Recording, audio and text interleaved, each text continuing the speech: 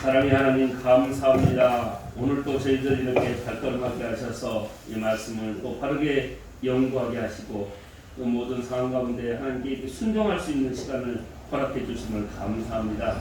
저희들 생각 또 마음 또 저희들 입술 또 모든 행함이 하나님 뜻 가운데 순종할 수 있도록 훈련시켜 주시옵소서. 오직 하나님의 나라와 의를 위하여 저희들 끝까지 완주하게 하여 주시옵소서. 오늘 교수님을 통해서 또 저희들 바르게 배우고 실천할 수 있는 그 믿음으로 세워 주시옵소서. 감사드리며 예수님의 이름으로 기도드리옵나이다. 아멘. 제가 이 책을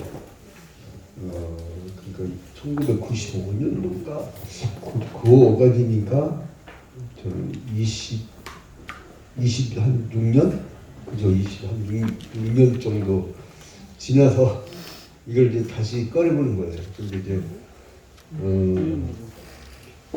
아주 새롭습니다.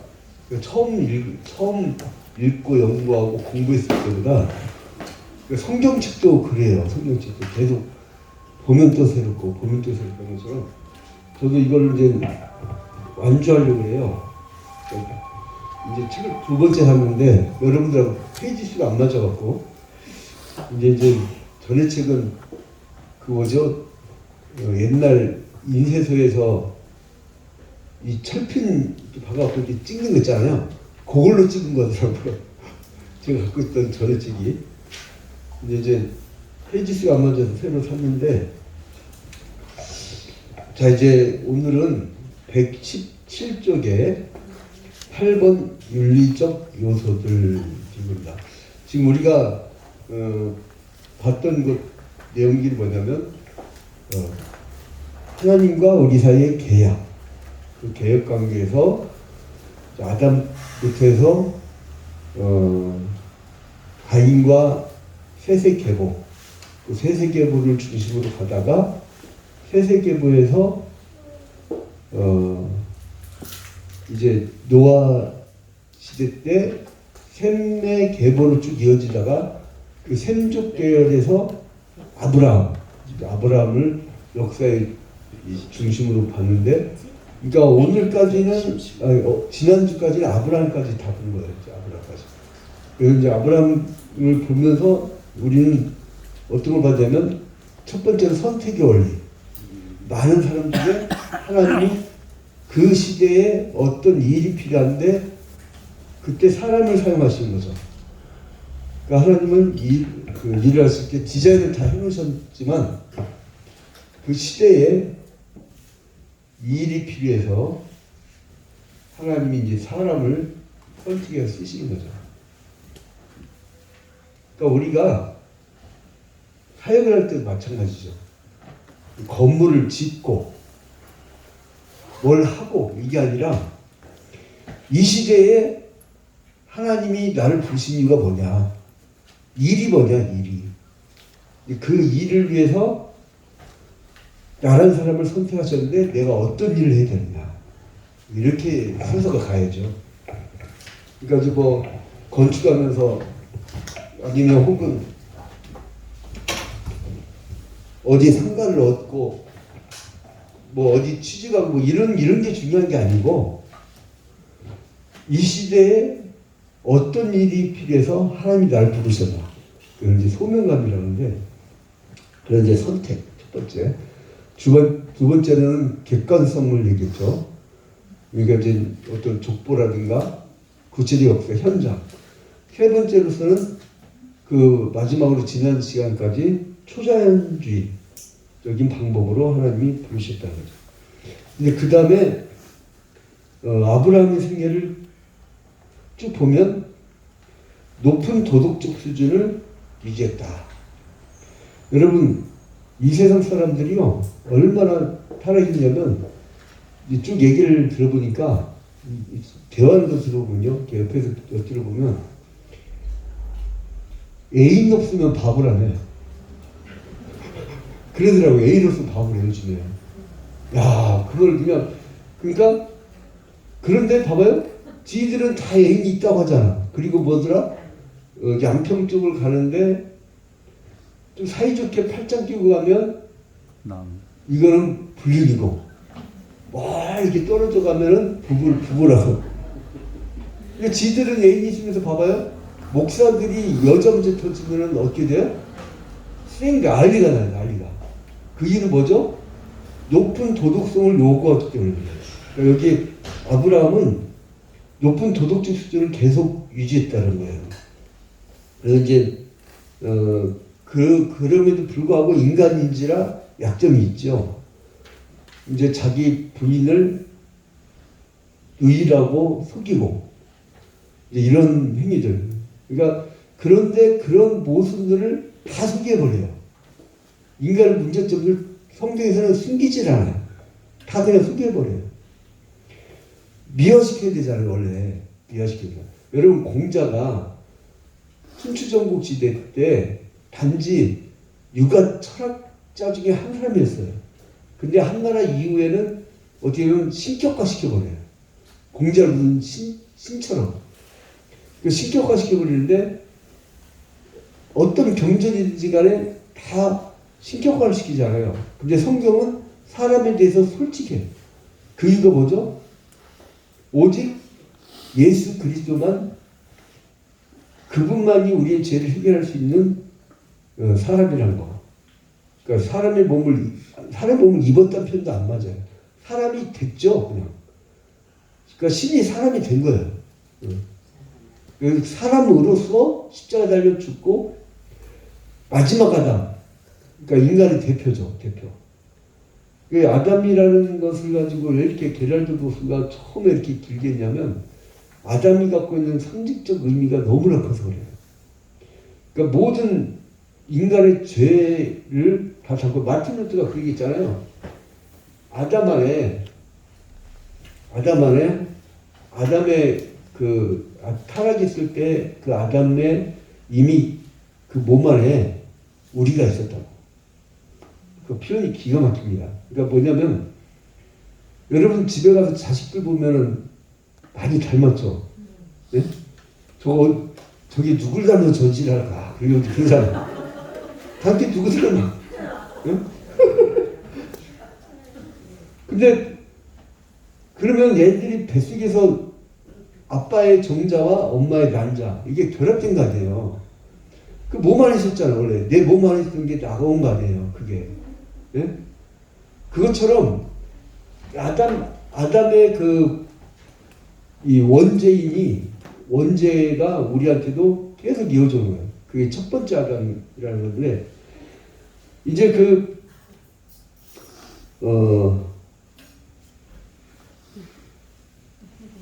이런 원죄를 갖고 태어난 사람들한테 하나님한테 기회를 주셨죠. 그게 은혜 언약이죠. 행위 언약이 실패했잖아요. 행위 언약. 그리고 이때 이 사람이 타락할 때 뭐를 했냐면 보암직도 하고 먹음직도 하는 선악과를 보면서 그 다음에 뭐를 하냐면 사탄이 꼬일 때 뭐라 하냐면 너희 눈이 하나님처럼 밝아질 것이었죠. 근데 진짜 밝아졌어요. 그래서 내가 오라.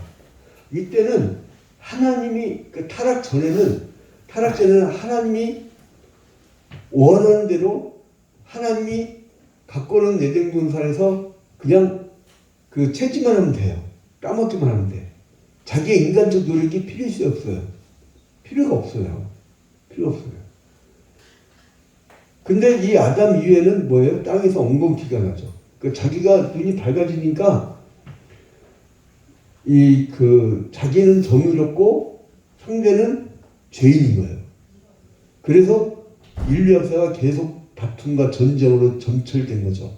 근데 이제 그렇게 계속 이어져 오는데, 그래서 이제 하나님은 이 아담의 그 원죄성이 인간에게 이어져 온다는 걸 알기 때문에 선택받은 백성들에게는 굉장히 수준 높은 도덕성을 요구하고 계시다는 거예요. 그래서 이 윤리적 요소들에서 가장 중요한 얘기인데, 그래 내가 옳고 너는 그러니까 맨날 나라도 그래. 국가가 아니고 우리 국가는 옳고 너희 국가는 잘못됐으니까 전쟁이 나는 거예요. 인류 역사를 여러분 국사책이나 세계사책 봐봐요. 전쟁사예요. 전쟁사. 세계사란 게 전쟁사. 맨날 전쟁하고 조약 맺고 그리고 또 뭐 쿠데타 일으키고 권력 암투하고 매일 그겁니다. 그러니까 왜냐하면 눈이 밝아져서 그래요. 눈이 밝아서. 선을 알게 하는 남은 시간을 따먹고. 그래서 이제 하나님은 그 아담 이전에 원래 뜻 하나님의 형상을 닮은 사람을 구하기 위해서 자신을 드러내면서 계시를 하면서 부르시잖아요. 그래서 이제 그렇기 때문에 아브라함은 뭘 깨닫냐면 윤리적 생활을 하면 하나님이 축복을 하고 이 부도덕한 생활을 하면 하나님 축복을 떠나는 걸 아니까 윤리적 생활을 계속해야 축복받는 사실을 알고 그거를 계속 유지하려고 노력을 했습니다. 자, 그래서 이 선택하신 목적이 뭐냐? 하나님의 의로움을 드러내기 위해서다. 이걸 분명히 얘기해 주는데 그걸 뭐냐면 창세기 18장 17절부터 19절 한번 찾아봅시다. 창세기 18장 17절부터 19절. 여기에 하나님이 아브라함뿐만 아니라 여러분을 부른 목적이 분명히 나와요.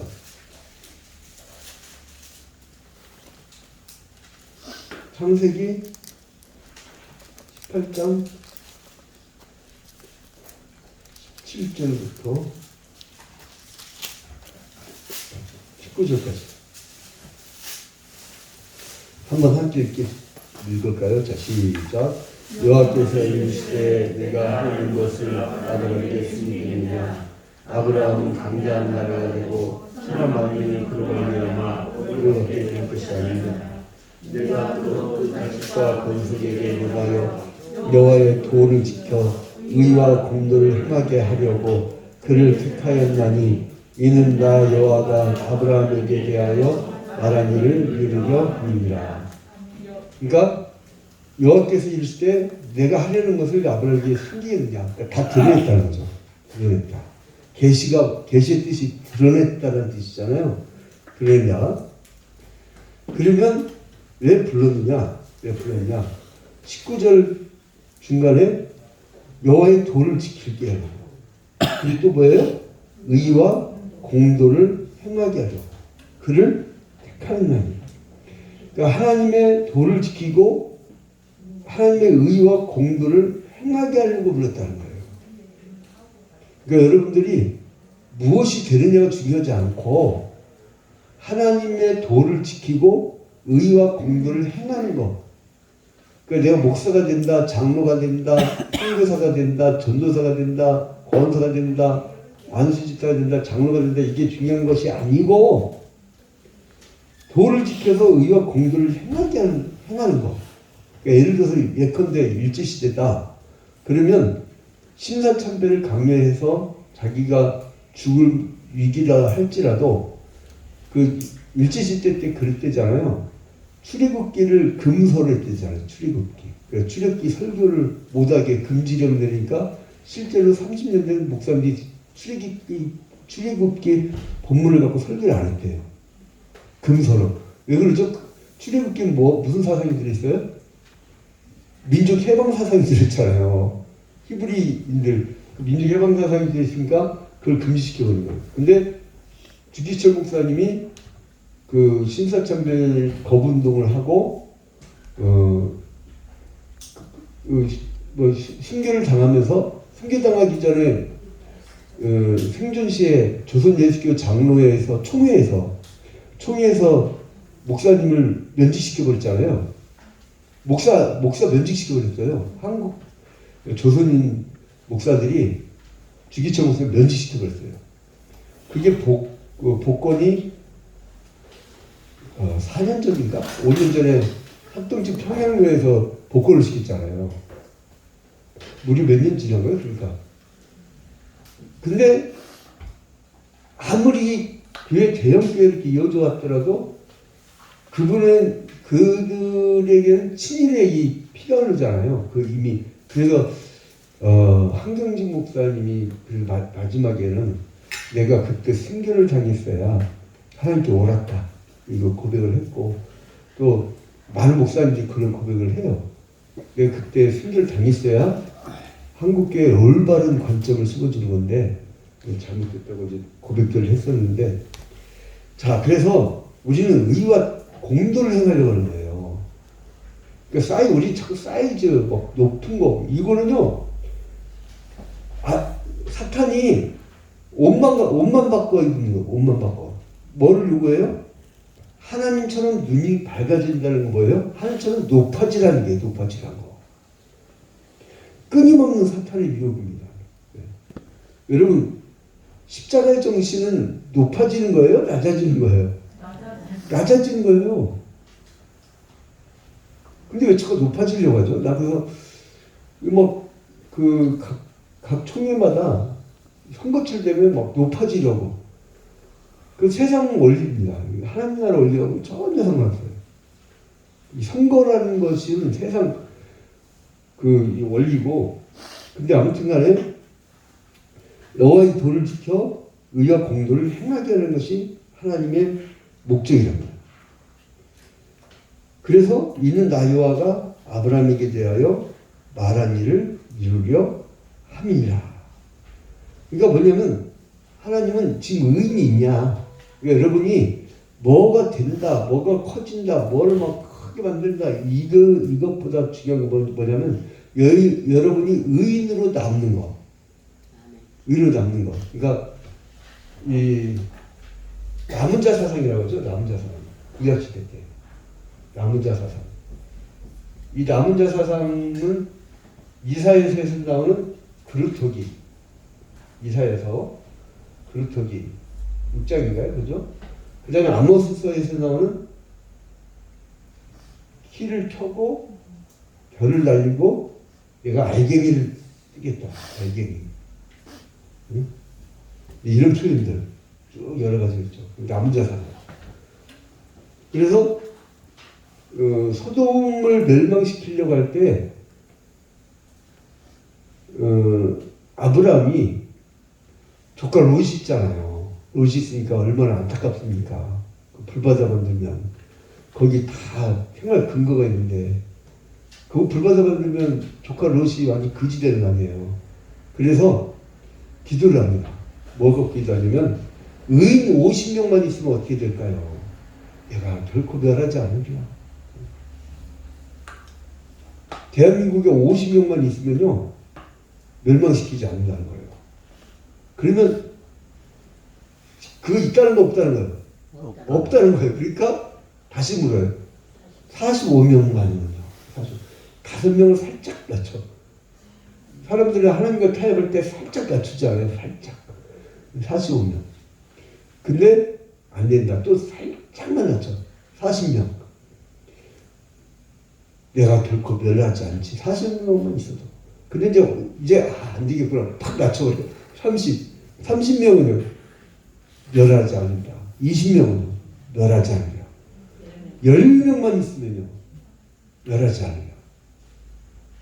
여러분, 우리 대한민국이 망하면 지금 이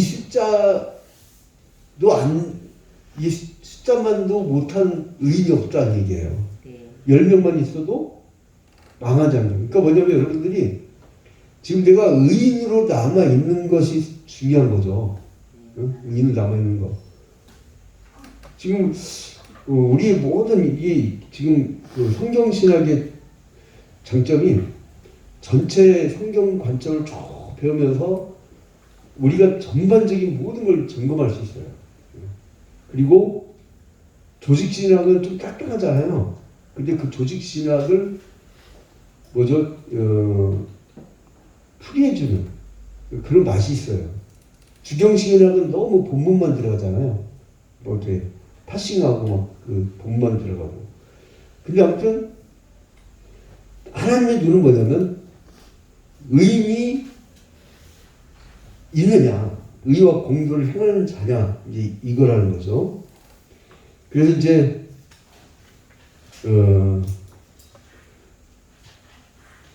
비윤리적이니까 하나님이 쳐버린 거죠. 비윤리적이니까. 그래서 윤리적인 아브라함을 부른 거예요. 그러니까 이 윤리란 거는 그 설교를 윤리적으로 하면 안 됩니다. 설교는 설교는 이렇게 개혁신학이라든가 하나님의 계시적 관점에서 하나님의 말씀을 전달하는 입장에서 설교를 해야 되는 거고, 그러나 그 기독교의 산물은 분명히 윤리적이라고 합니다. 윤리적인 거는 분명히 기독교의 산물이기 때문에 모든 사명자가 다 윤리적이라는 거예요. 자, 그리고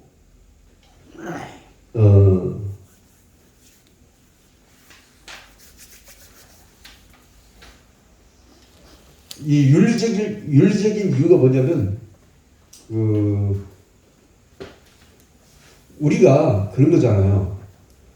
이제 원죄를 갖고 태어나니까 우리가 내 자신이, 그러니까 그 전적으로 부패했고 내가 스스로 구원할 수 없는 존재이기 때문에 전적 부패, 전적 무능 상태잖아요.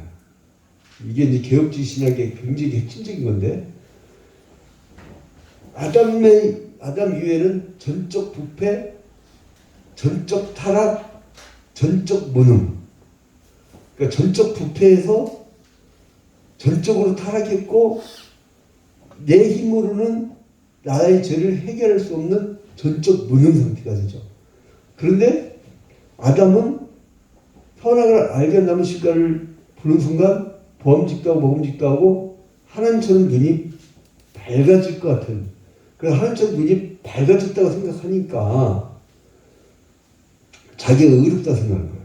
전적으로 부패했다 생각 않고 전적으로 의롭다 생각하니까 그런 사람들한테 죄 깨달으라고 율법을 줘봐야 그 율법을 자기가 의로운 것을 증명하는 데 썼잖아요.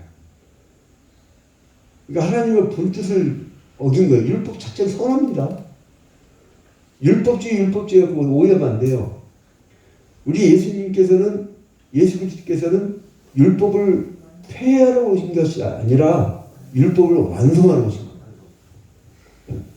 그래서 이제 우리가 이 윤리성 문제가 굉장히 신학적으로 중요한 문제가 나오는데, 그러니까 하나님은 아브라함을 구원하는 그 기반으로서 도덕성을 굉장히 강조하셨다는 거예요. 그래서 신학적 원칙이 돼야 된다, 이렇게. 그리고 구약 종교는 윤리적 성격을 갖는데 그 중에서 대표적인 게 뭐냐면 할례랍니다. 할례.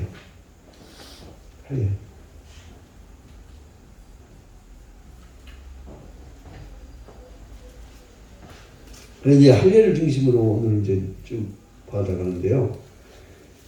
이 할례는 이 할례에 대해서 많은 설들이 있어요. 그런데 어떤 사람들은 이 할례에 대해서 오해해가지고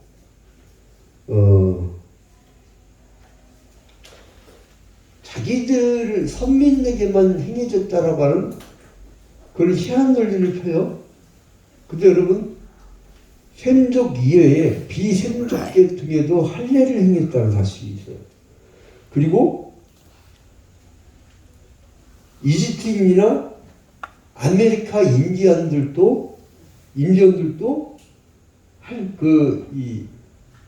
그렇죠, 이렇게 얘기했잖아. 할례라는 명칭은 아니지만 포경수술을 했다는 거예요. 응? 그러니까 이거를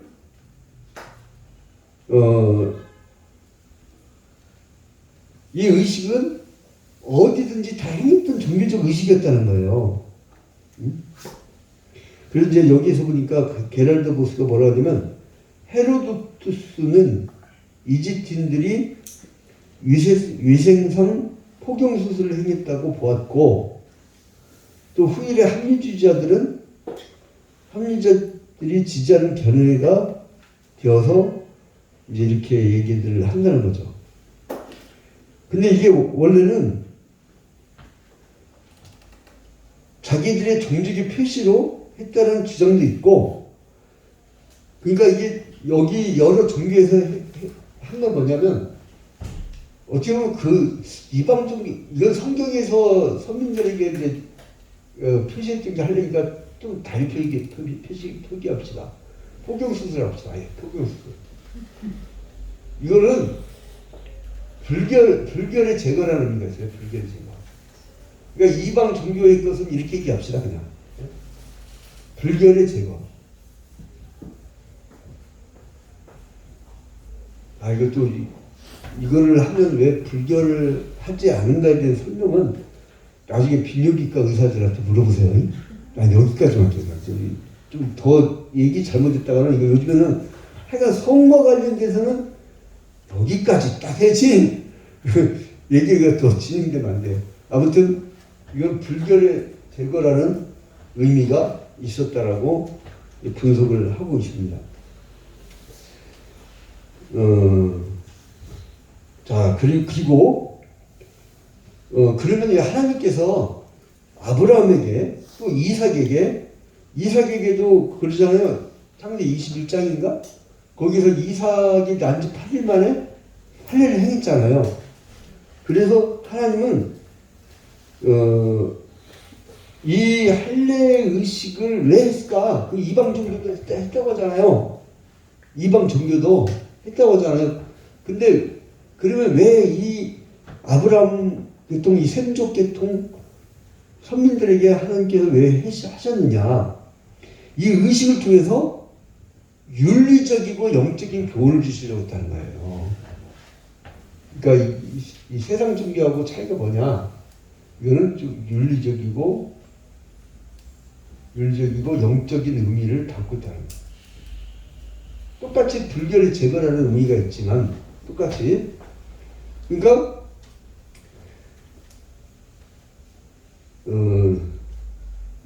출애굽기 6장 12절로 가면은 모세 시대 이제 비로소 할례라는 말이 이제 자격 없는 자, 나는 자격이 없는데요? 난 자격이 없는데 자꾸 그래. 모세가 자꾸 출애굽기 6장 난 자격이 없는데 그런데 그 자격 없다라고 하는 것을 제거하는 거.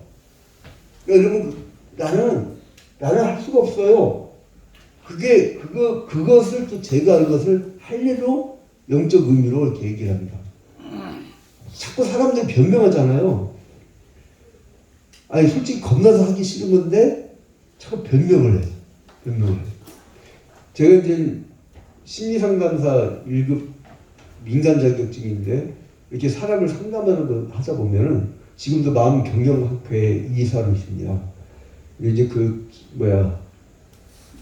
독서 치료나 이 사람 상담하다 보면 재밌는 게 뭐냐면 앞에 얘기하는 거는 다 하나의 페르소나 가면이야. 나를 신경 쓰면서 얘기하는 거예요. 내담자가 상담자에게 신경 쓰면서. 그러니까 여러분 집에 가서요 잘 들으셔야 돼요. 또 친구들 만날 때 잘 들으세요. 아, 너 왜 이혼했니? 그러면 성격이 안 맞아서. 거의 거짓말이에요. 성격 맞는 사람 어디 있어요? 성격 다 안 맞지. 내면은 뭐예요? 봉투 다쳤네. 열렸네가 아니라 돈 안 벌어다 주니까. 이런 식으로. 그러니까 그 사람이 얘기하는 것과 소설의 복선처럼 그 은밀한 것을 감추고 있어요, 사람은. 그 목사님한테 공격할 때요, 여러분 떠날 사람 빨리 떠나게 해야 돼요. 그 괜히 붙잡고 있잖아요. 마음은 떠나 있는데 핑계거리를 목사님한테 잡아요. 그리고 뭐라냐면 자기 자신이 예를 들어서 문제를 일으켜고 자기가 창피한데 목사님이 은혜가 없어서, 목사님이 성령 충만하지 못해서 꼭 이렇게 핑계를 댑니다. 뒤집어 씌우는 거죠. 마치 아담이 타락했을 때 하나님이 주신 하와가요. 하와는 또 하나님한테 이 뱀이요. 그 핑계를 대잖아요. 자꾸 전가. 그 전가를 시켜줘. 자, 그런 것처럼 자꾸 피하려고 그래. 모세를 불러갖고 너 바로 왕에게 가라고 했더니 나는요 말을 못해요. 웃기고 있네. 모세 좀 봐봐요. 궁전에서 몇 년 동안 있었어요? 40년 있었잖아요. 그리고 광야에서 40년, 또 출애굽으로 40년. 그러니까 모세 인생은 444잖아요. 응? 40년인데 그럼 궁전에서 뭐 배웠겠어요? 천문학, 기하학, 웅변술은 기본이에요. 웅변술. 여러분 웅변학원 40년 다녀봐요. 말 잘해요. 그런데 이 백성을 탈출시키라고 말하면 어떻게 돼요? 옛날에는 재판이 있었어요. 요즘엔 국가보안법이라도 재판에 넘겨가지고 지금은 검찰이 수사권이 없지만 검찰이 막 불러다가 수사하면서 기소해버리잖아요. 그래서 기소를 하고 그 이제 재판을 거쳐서 처형을 하는데 예전에 그게 어디 있어요? 왕이 괘씸하다고 즉각 처형하라 그러면 처형해버리잖아요. 즉각 처형하라. 그러니까 그게 무서웠던 거예요. 그러니까 모세가 하나님 앞에도 이 페르조나 즉 가면을 발동한 거예요. 아까 소설의 복선이 얘기했듯이 내담자가 진심 어린 것을 숨기듯이 모세가 사실은 겁이 나는데 하나님 앞에 뭐라고 그래요? 발이 어눌한다고. 그러니까 이 할례라는 것을 이 모세 시대 때는 하나님 어떻게 표현하냐면 그 자격 없다고 하는 것을 제거하는 거. 자격 없다는 거. 그러니까 여러분들에게 과도한 요구를 하실 때가 있어요. 하나님이 과도한 요구를 하실 때 나는 자격이 안 됩니다. 그리고 또 뭐라 그래요? 이사야서 6장에 보면 이사야를 부를 때에 나를 위하여 누구를 보낼꼬? 그러니까 나중에는 나를 보내소서 내가 여기 있나이다. 그렇지만 처음에는 어떻게 했어요? 처음에는 멈칫멈칫하고 막 사용하려고 했잖아요. 그때 천사가 입에다가 뭐예요? 인주를 막 지져버렸잖아요. 응? 실제 막 탄 게 아니고 그만큼 입술의 변화, 고백의 변화가 있어야 돼요. 그래서 사람들한테 자꾸 막 이 부흥사들이 설교할 때 뭘 강요해요? 자꾸 아멘을 강요하잖아요. 자꾸. 그래서 이제 아멘을 강요하는 것처럼 그게 지금 사람들이 그를 자꾸 아멘 할 수 있는 습관을 들여주는 거예요. 습관을. 부정적인 일이 아니라. 자, 그 다음에 이런 영적인 의미가 더 발전을 하는데 이 할례에 대한 의미를 레위기 26장 41절에 레위기 26장 41절에 26장 41절 우리 한번 함께 읽을까요? 자, 시작. 나도 레위기 26장 41절. 자, 함께 읽겠습니다. 시작. 나도 그들에게 대항하여 내가 그들의 원수들의 땅으로 끌어갔음을 깨닫고 그 할례 받지 아니한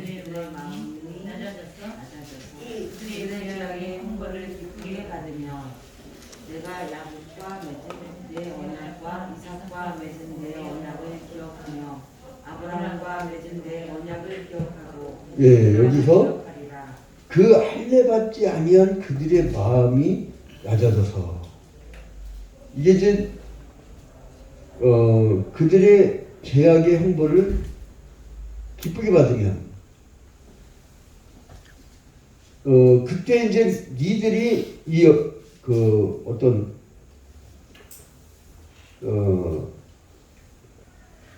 여기 레위기서에서는 굉장히 영적으로 하는 거죠. 뭐냐면 이스라엘이 할례 받지 않은 마음이 낮아져야 한다고. 이제 그런 의미로 얘기하는 거죠. 그러니까 쉽게 얘기하면 겉으로는 할례를 했어. 근데 마음은 할례 받지 않았어. 이제 그런 식으로 삶이 이어지면 안 된다는 거죠. 그래서 이제 그 다음으로 또 가면 신명기 10장 16절. 신명기 10장 16절에 신명기 10장 16절에 그러므로 너희는 마음에 할례를 행하고 다시는 목을 곧게 하지 말라. 이거 뭐예요? 어디에 할례를 행하라고요? 마음을도 할례를 행하라. 이건 뭐예요? 영적인 의미가 이제 신명기서에도 이제 나오는 거예요. 이 할례의 영적인 의미. 이게 이제 신명기에서부터 영적인 의미로 이어져 가는 거죠. 그때 그냥 단순하게 자는 것이 아니라 이렇게 이어져 가는 거죠. 그리고 나서 이 동일한 사상이 신명기 30.6절에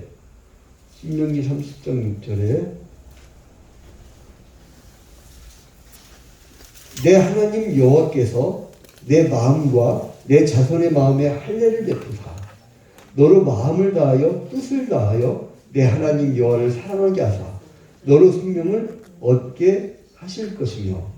그러니까 네 마음하고 네 자손의 마음에 할례를 베푸는데 어디다 할례를 베푸냐? 마음에. 그러니까 8일 만에 난지 8일 만에 포도주라는 게 그 정도로 끝나는 게 아니라 마음의 할례를 받아요. 마음의 할례를 베풀어 주시는 거죠. 굉장히 영적인 의미로 이렇게 이어져 가는 거죠. 이것이 더 발전해 갖고요. 선지서에서는 또 이런 얘기를 합니다. 예레미야서에 보면 유다인아 너희는 스스로 할례를 행하여라고 얘기했고, 그리고 또 돌이켜서 할례 받지 못한 귀, 이것은 듣긴 이렇게 듣는데 할례 받지 못한 귀, 그러니까 하나님의 말씀은 듣지 않고 선악을 알게 한 나머지를 까먹지 말라고 하는 하나님 말씀은 듣지 않고 할례 받지 않은 귀, 하나님처럼 눈이 밝아져서 너희가 선악을 알게 되고 남을 판단할 수 있는 능력이 생기고 뭐 그런 거죠. 그게 할례 받지 못한 귀. 그러니까 이것은 굉장히 윤리적인 해석을 했다는 겁니다. 이 게랄드 스포스의 이 성경신학 책을 강의해 나가면서 제가 이제 여러분들에게 풀이하면서 개혁신학의 관점을 말씀드리고 하나하나 말씀드리는 그 과정에서 이 게럴드 보스의 깊이 있는 신학은 개혁주의 신학에서의 맹점들을 잘 알아봤던 것 같아요. 뭐냐면 우리는 그냥 믿음으로 구원받는다 끝 하고 딱 끝나는 어떤 단순 논리에 대해서 좀 더 심도 깊은 거기에 대한 해법들, 왜 그런가, 왜 이런 것이 나오는가, 이런 조직신학적인 것이 왜 나오는가, 여기에 대한 근거, 성경신학적 근거들을 제시하는 그런 것을 볼 수 있어요. 그래서 제가 볼 때는 이 기독교 윤리학이 우리 개혁주의에서는 약하거든요. 오히려 소위 말해서 우리가 자유주의라고 지적하는 그런 쪽에서 기독교 윤리학이 강해요.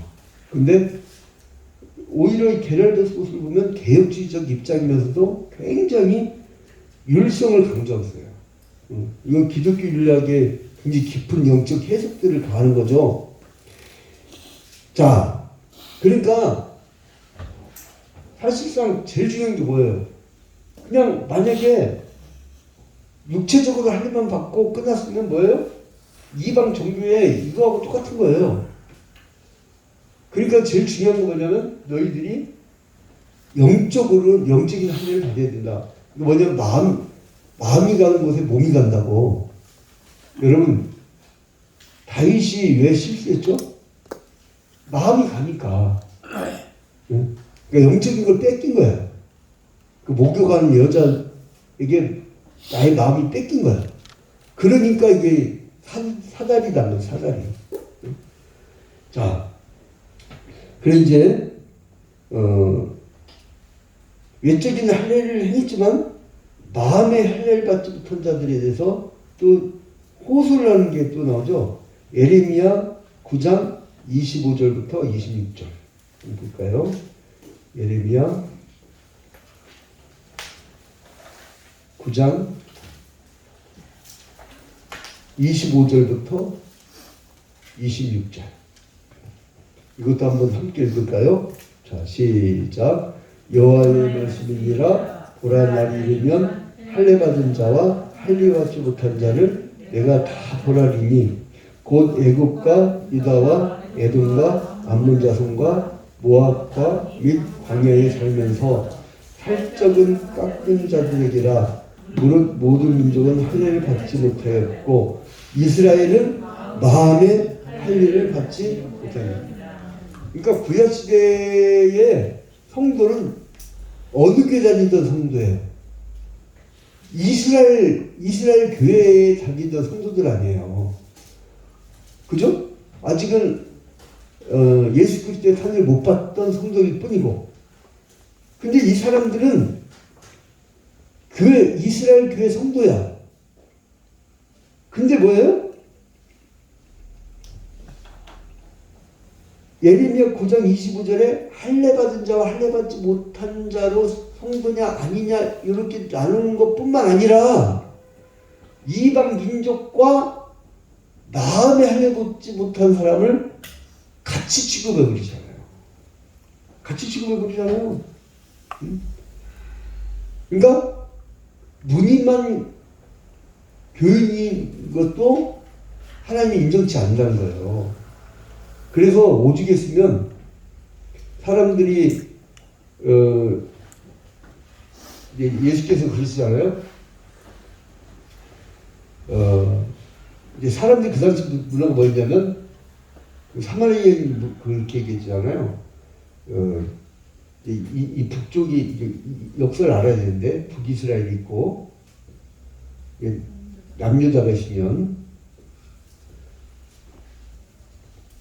여기에 이제 두 개 지파만 남죠. 남유다는 르호보암하고 여로보암을 중심으로 해서 첫 왕이 여로보암 중에서 10개 지파가 있잖아요. 근데 예루살렘 성이 남유다 쪽에 있었잖아요. 그 사람들이 자꾸 제사들을 자꾸 내려가. 그럼 이거 통치하는데 골치 아프단 말이에요. 예를 들어서 북한이 주체사상이 있다 그러는데 자꾸 남쪽에 명절날마다 남쪽 내려오면 어떻게 돼요? 그거 힘들다고. 그러니까 어떻게 되면 그거 마찬가지죠. 북이스라엘에서 뭐라 하면 야 거기 안 가도 이 베델과 다네에서 여기서 예배를 해라. 응? 그리심산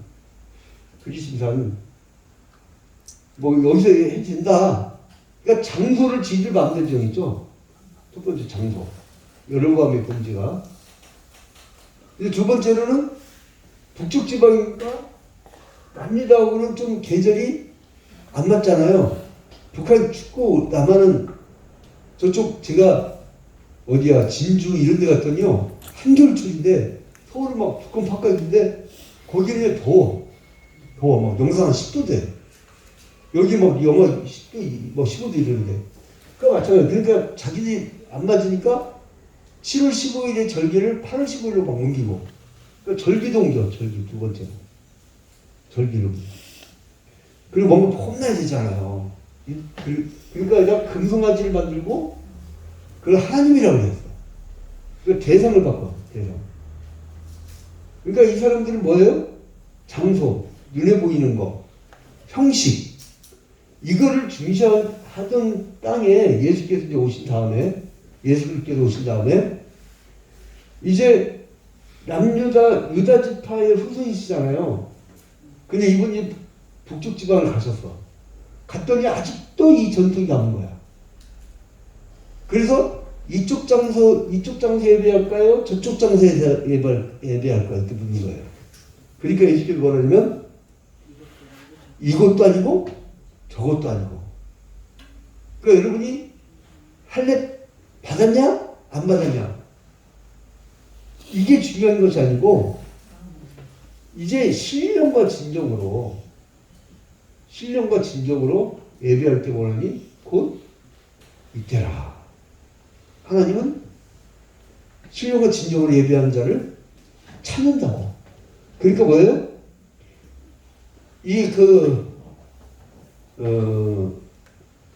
무늬만, 그러니까 예를 들어서 예컨대 무늬만 목사, 장로, 권사 이게 갖고 있는 것이 중요한 것이 아니고 마음의 할례로 정말 숭고한 높은 도덕성을 유지하는 윤리성을 유지하는 너희가 되어야 된다. 여기에 대한 회개 촉구예요. 이 에레미야서가.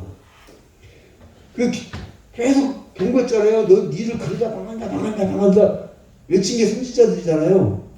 근데 결국은 북이스라엘부터 망해갖고 기원전 721년인가 22년경에 망해버리잖아요. 또 나중에는 남유다가 기원전 586년에 망해버리고. 또 경고를 안 들으니까 옷을 찢지 말고 마음을 찢어라. 그리고 너는 이 마음의 할례를 받아라. 겉으로만 8일 만에 난지 8일 만에 할례를 받았다고 폼 잡지 말고 마음의 할례를 받아. 마음에. 이것은 시대를 초월해 갖고 오늘날 우리 한국교회를 향해서도 외치는 거예요.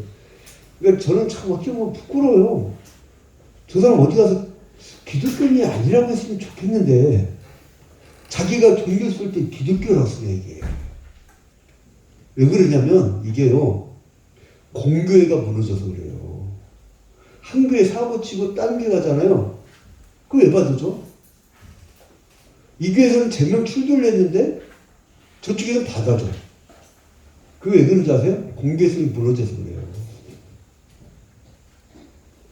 로마 가톨릭 교회는 또 너무 중앙집권을 타락해버렸고 그거를 개혁해서 나왔는데 우리가 이제 그 조직보다는 성경으로 돌아가자라고 우리가 했지만 이거 완전히 이건 완전히 이건 개척아야 개척아 뭐. 그래서 여러분이 좀 이렇게 건전교단들 있잖아요. 뭐 예를 들어서 합동 통합 백석 뭐 이렇게 그다음에 감리교 크기가 제일 큰 데가 합동이고 그다음에 두 번째가 통합 그다음에 감리교가 아니 백석이가 한 7,000개인가요?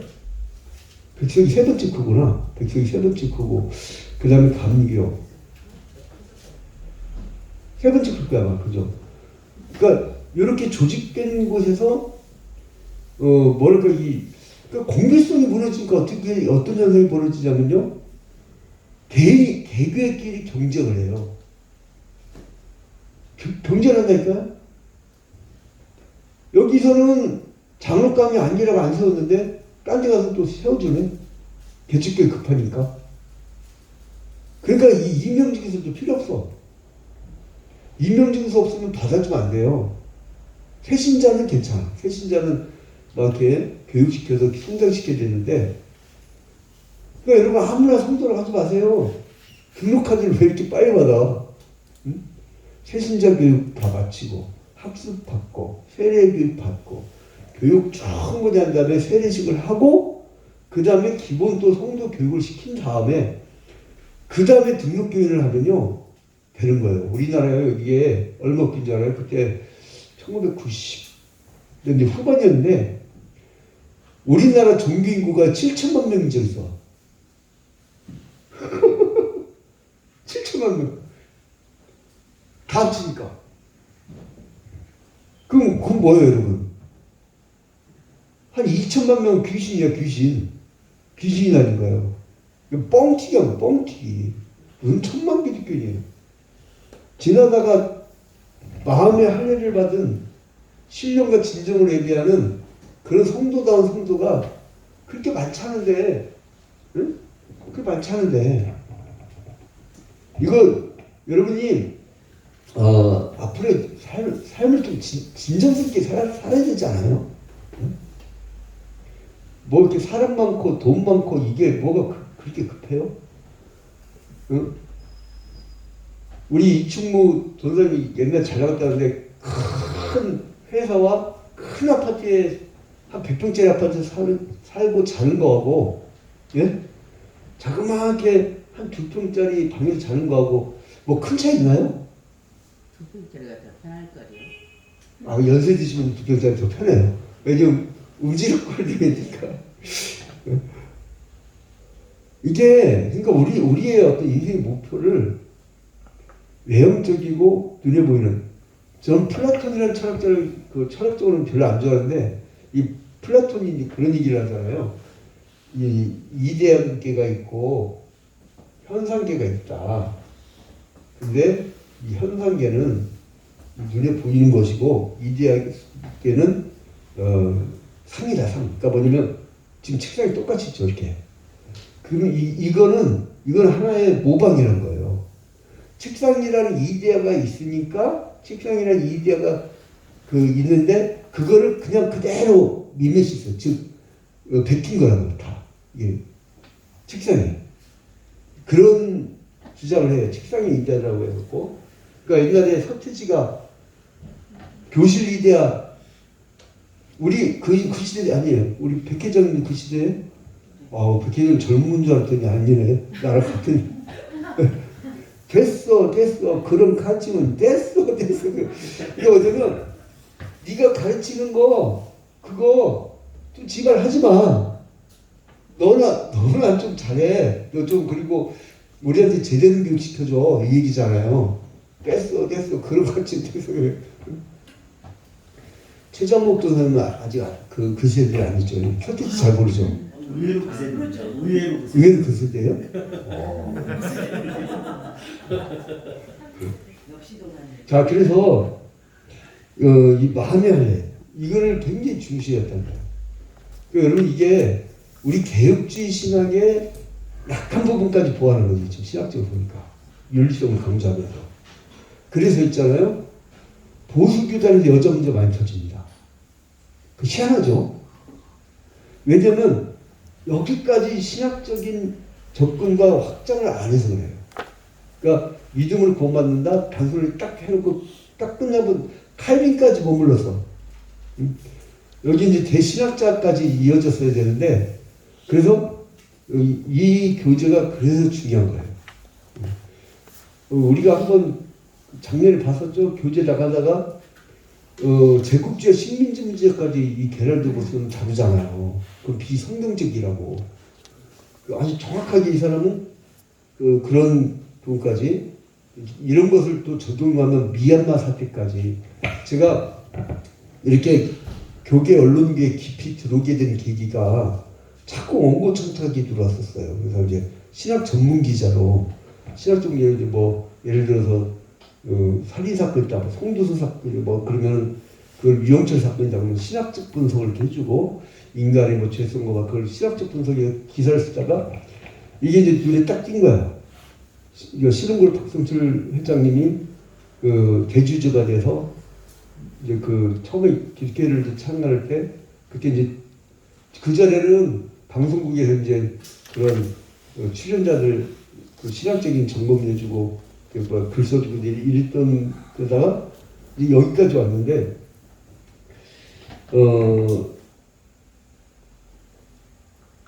여기서 제일 중요한 게 뭐냐면 이제 얘가 그 일을 하고 또 어떤 사람은 저런 일을 하고 그게 껍데기인 거는 중요하지 않다는 거예요. 뭐냐면 지금 집사, 권사, 안수 집사, 장로 이게 중요한 게 아니라 네가 지금 영적이야. 그리고 네가 지금 신령과 진정으로 하나님께 나아가고 있느냐 여기에 초점을 맞추는 거예요. 거기다 이제 더 나아가서요. 에스겔은 할례받지 않은 마음과 육체를 가진 이방인을 성전에 데리고 온다고 하나님의 집에 대해서 한탄하는 그것을 거기까지 나가는 거예요. 그러니까 이게 망하기 전에 어느 정도까지 가냐면 지금 돈도 벌어야 되겠고 사람도 채워야 되니까 그냥 아무나 되는 거예요. 아무나. 자 봐요. 에스겔서 44장 7절. 에스겔서 44장 7절.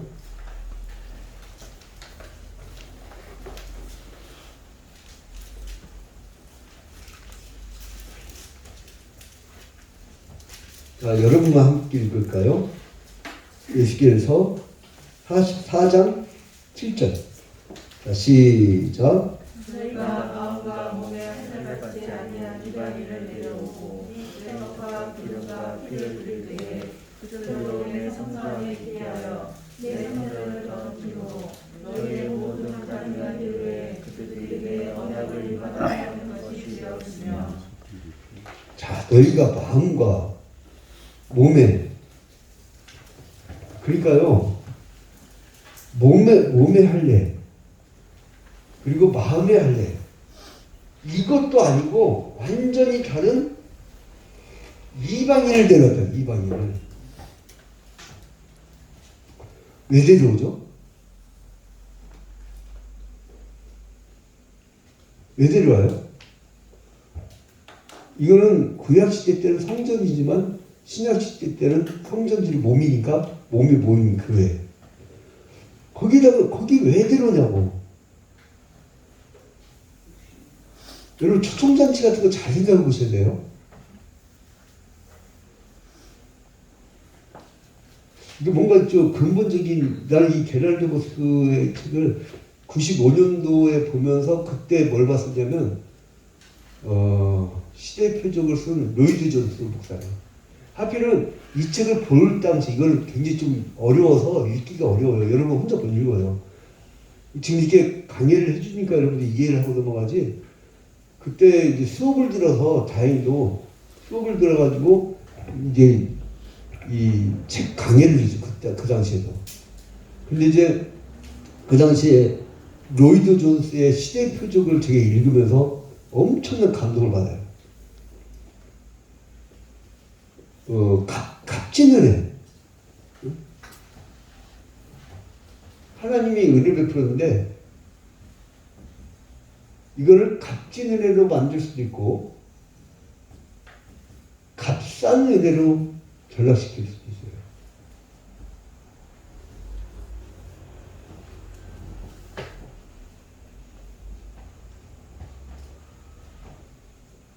왜 값싸게 만들죠? 그래서 이 예수 그리스도의 복음이 어디 남대문 시장에서 손 박수 치고 막 발바닥 찢어가서 이 값진 은혜는요, 예수 그리스도의 십자가를, 그 십자가의 구원을 굉장히 빛나게 만드는 거고, 값싼 은혜는 전락을 시키는 거죠. 아주 싸구려 복음으로. 싸구려 복음은 복음이 아니죠. 십자가의 길은, 여러분, 언제 예수님이 넓은 길로 마구 다 끌어오라고 했나요? 네? 예수님이 간 길이 좁은 길이라고 했어요? 넓은 길이라고 했어요? 그 여러분들이 지금 좁은 길로 온 거예요. 좁은 길. 그래서 우리는 마음을 다 잡고 굉장히 막 결기가 있잖아요. 결기가 우리는. 그죠? 우린 좁은 문 들어왔어요. 제가 어떤 그 큰 기업 장로님, 아까도 말씀드린 사람이구나. 그분이 뭐라고 하냐면 저한테 자기는 거리쳐 볼 때 기독교인이라면 딱 직분 붙을 뿐인데, 직분. 적어도 장로, 안수집사, 권사. 공동회에서 몇 분의 몇 득표를 해야 되죠? 3분의 2잖아요. 그러니까 뭐냐면 자기가 그 교회에서 신앙생활을 하는데 적어도 목회자는 아니더라도 좁은 문이 좁은 문이잖아. 적어도 우리 장로, 권사, 안수 집사는 교인들한테 인정받은 사람이야지. 어디 가서 이제 누가 서리집사, 나이가 한 50대쯤 되고 서리집사면서 오면요, 자기 딱 접는데 교회에서도 인정 못 받은 사람 이렇게. 자, 여러분, 이게 우리가 이제 교회 성장론도 그렇고 모든 것도 근본적으로 성경적으로 보자. 하나님의 뜻으로. 그러니까 여러분들 이걸 근본에 던지세요. 근본에 던지고 답은 자기가 하나님과 교제하면서 이제 얻으면 되고. 에스겔서 44장 7절 그 굉장히 충격적인 말씀이에요. 너희가 마음과 몸에 할례 받지 않는 이방인을 데려오고 내 떡은 그 지금 오늘날에는 예수 그리스도의 그 살점을 의미하죠. 기름, 성령과 피, 예수 그리스도의 십자가의 피를 예표하는 것이죠. 그걸 드릴 때 그들로 내 성소 안에 있게 하여 내 성전을 어떻게 했다고요? 예? 더럽힘으로. 이거 더럽힌 게 누가 더럽힌 거예요? 예? 데려온 사람. 온 사람은요 아무것도 몰라. 지가 왜 왔는지도 몰라. 누가 문제냐? 데려온 사람이 문제예요. 데려온 사람이 더럽혔다 이거예요. 응? 내 성전을 더럽힘으로 너희의 모든 가증한 일 외에 그들이 내 언약을 유발하게 하는 것이 되었으며 몸과 마음에 할례받지 않은 사람이 하나님의 언약을 지키겠냐고. 위반하죠. 위반하죠.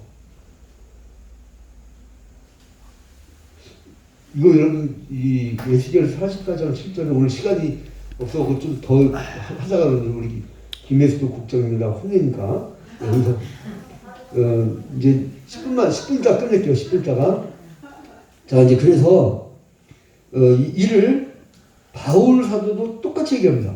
바울 사도도 로마서 2장 25절부터 29절. 로마서 2장 25절부터 29절.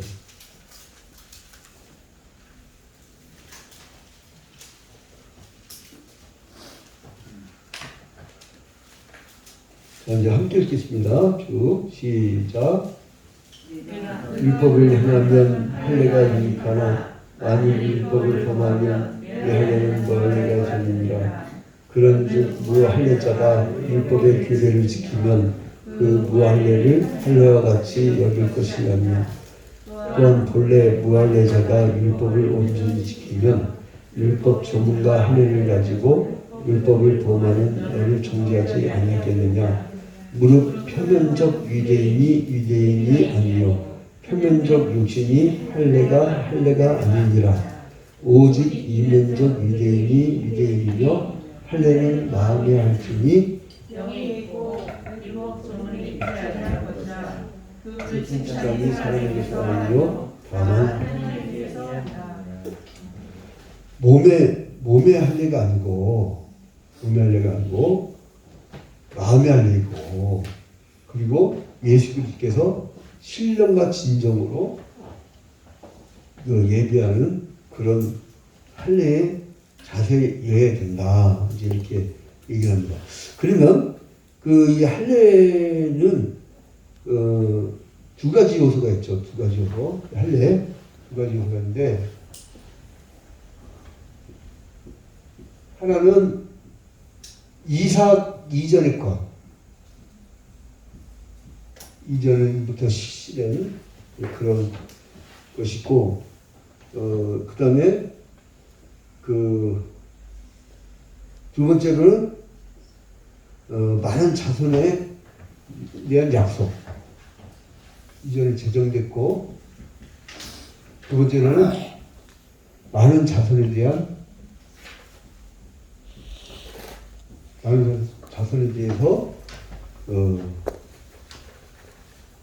관계된 거죠.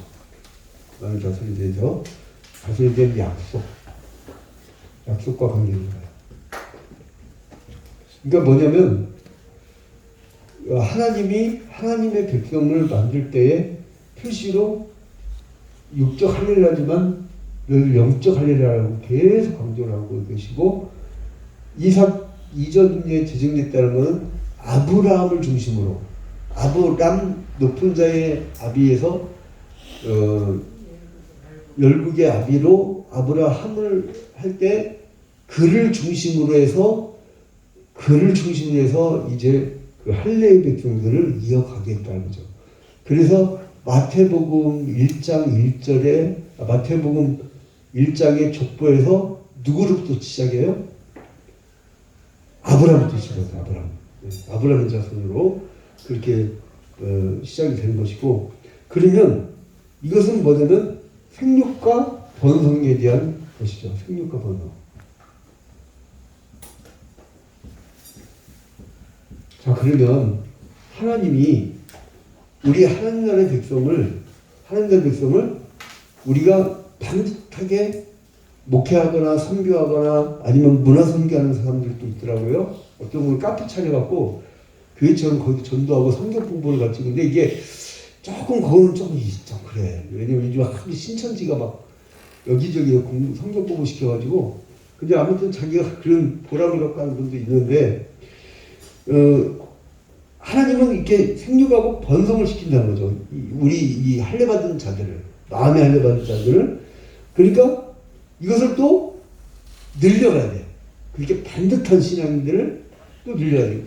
여러분, 우리가 100년 뒤면 여기 아무도 없어요. 화장하고 오셨죠, 화장하고 오셨죠. 예쁘게 화장하고 왔어도 100년 뒤에 어떻게 돼요? 100년 뒤면 어떻게 될까요, 외모가? 네? 이미 화장하죠. 이미 다 화장되죠. 아, 화장하시려고? 화장해버릴 거예요? 나는 선산 있을 거다. 내장할 건데. 나 내장할 거예요. 너무 아플 것 같아. 막 갈아버리니까. 아니, 근데, 장례식 가면 막 갈아갖고 막 이런데, 와. 난 선산에, 우리 아버지도 선산에 오셨는데, 나도 이제 선산 가고 싶어. 교수님 이렇게 안 갈아요 요즘. 그래요? 기계로. 기계로? 그거 더 아프겠네. 순식간이에요. 그래서 봐봐요. 100년 뒤면 아무리 지금 이쁘게 화장했어도 어떻게 돼요? 해골바가지. 의미가 없어요. 그러니까 여러분이, 그리고 또 여러분이 다 해버리잖아요. 지금 여기 100년, 우리가 100년 뒤에 갑시다. 가면 다 해골바가지야. 그러면 대한민국에 진정한 마음의 할례 받은 사람들을 남겨놔야 될 거 아니에요. 100년 뒤에 우리가 갔는데 우리 같은 기독교인이 한 명도 없다. 뭐 신학교가 다 문을 닫았다. 이러면 어떻게 될까요? 여러분, 그래서 항상 100년 뒤를 생각해야 돼요. 우리 눈을 지금 당장 생각하면 안 돼요. 100년 뒤. 우리 시각을. 그 100년 뒤에 다 우리 해골바가지 되는데, 우리보다 믿음이 좋은 사람을 안 남겨놓고 갔다. 이건 책임 방기한 거예요. 그리고 제일 중요한 건 뭐냐면, 미래 세대 몇 명이라도 키워놔야 돼요, 여러분. 1인당. 아마 1인당 여기서 5명씩만 키워놔도, 전도가 자신 없으면요, 남편의 수입을 늘려줘. 그러면 집에서 뭐만 하면 돼? 이게 또 바른 잘못하면 큰일 나요. 여기까지. 더 나가면 큰일 나. 근데 이게 참 요즘에 바른 잘못하면 큰일 납니다. 그래서 아무튼 남편이 능력만 좋아지면 부인들은 집에 편하잖아요. 그잖아요. 편하잖아. 왜 맞벌이에요, 요즘에? 남편이 변변치 않을까 하는 거예요. 힘들어요. 요즘 살기 힘들어. 아파트도 전부 다 대출받고. 그래가지고. 자, 아무튼 생육하고 번성하는 것이 하나님의 목적이기 때문에 우리도 우리와 같은 신앙인을 최소한 몇 명 더 키워야 된다. 이거죠. 그리고 생육을 위한 행위가 제된 것이라는 걸 언급은 어디도 없다는 거예요. 그러니까 소위 말하는 성생활. 그것도 성생활도 그래서 생육과 번성에 대해서 제되게 얘기한 구절이 없다라고 얘기합니다. 자, 그럼 마지막으로 120쪽 제일 마지막에 동시에 여기 한번 이 교재를 우리 백혜정님 한번 읽어주실래요? 동시에 그부터 120쪽 제일 끝에. 동시에 하나님의 약속은 현세적이고 자연적인 것들과 연관되어 주어진다. 여기에 자연적 후손을 하나님의 은혜를 받은 자로 오해할 위험이 있다. 그러므로 할례는 아브라함의 육체적 후손이 진정한 이스라엘이 되는 충분한 조건이 아니라는 것을 보여준다. 본성의 불결함과 자격 없음이 제거되어야만 한다. 그러므로 교리학적으로 말하자면 할례는 칭의와 중생 그리고 성화를 모두 대표하는 것이다. 자, 그래서 여기에서 이제 결론을 내줄 때 어떻게 되냐면 육적인 것은 필요 없다. 육적인 할례는. 중요한 것은 영적 할례다. 그래서 이 할례는 교리학적으로 여러분들에게 구원의 서정이 설명했잖아요. 구원의 서정. 구원의 서정 얘기할 때 소명, 중생, 회심, 신앙, 칭의, 수양, 성화, 견인, 영화. 이제 이 9개 단계로 볼 수 없고 이제 하나의 서열이라고 하는데 여기서 뭐가 관계됐다고 했어요? 중생하고 칭의하고 성화와 관계된다. 이게 뭐 어떤 의미냐 하면 이제 우리가 이 부르심을 받을 때 외적 부르심이 있고 내적 부르심이 있어요. 외적 부르심 뭐냐? 복음에 대한 소리를 듣는 거예요. 예수 믿으라고. 그러면 그걸 받아들이면 외적 부르심은 성령이 내주하셔서 내가 실제로 그리스도인이 되는 거예요. 그래서 거듭나요. 거듭나. 그렇게 보자면은 회심 신앙 이제 2단계에서 칭의. 지금 칭의를 얘기했죠. 이 할례, 마음의 할례를 칭의는 뭐냐면 내가 자격이 없어요.